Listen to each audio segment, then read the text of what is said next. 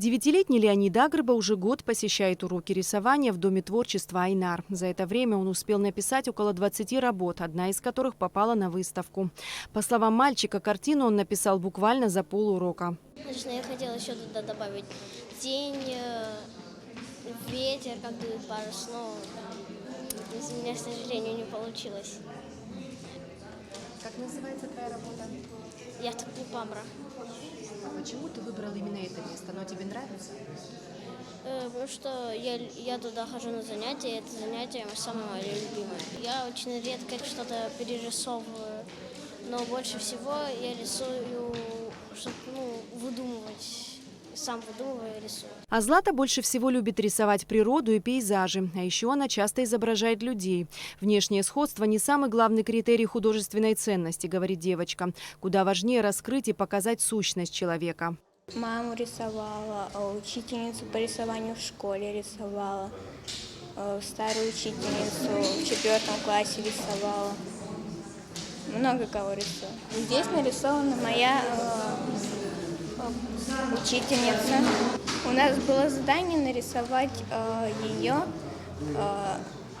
и сделать ее образ. Ну вот, работа. Да, очень.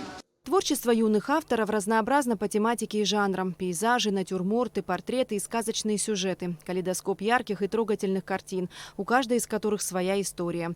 Всего на экспозиции представлены около 100 работ, выполненных в различных техниках. Кроме детских, здесь есть картины преподавателей, уже состоявшихся художников. Отсюда и название выставки «Учитель, ученик». Это уголок в Новом Афоне. Когда поднимаешься наверх, вот там есть вот такое вот место. Вот не сам храм захотелось изобразить, а именно вот простор, наверное, выход на горы, какой-то вот полет, наверное. Вот ваши места очень чудесные, живописные, очень захотелось их передать в каких-то своих зарисовках. Сотрудничество творческого дома «Айнар» и Липецкой художественной школы продолжается уже 8 лет. За это время проведено немало совместных проектов, пленэров и выставок.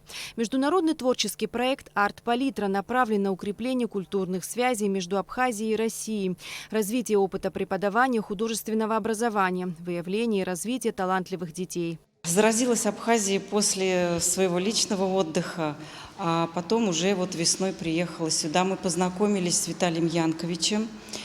Он человек неуемный, энергичный, я бы сказала, энерджайзер.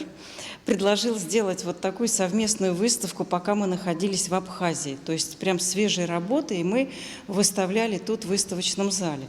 И в дальнейшем как-то каждый год мы стали приезжать.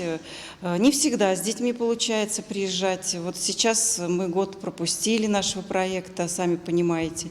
И мы сейчас счастливы, что в этом году этот проект состоялся. Выставка «Учитель-ученик» продлится до конца мая. У всех желающих есть возможность полюбоваться ярким и искренним творчеством юных художников. Эсма Гуланзе, Роберт Ломия, Абхазское телевидение.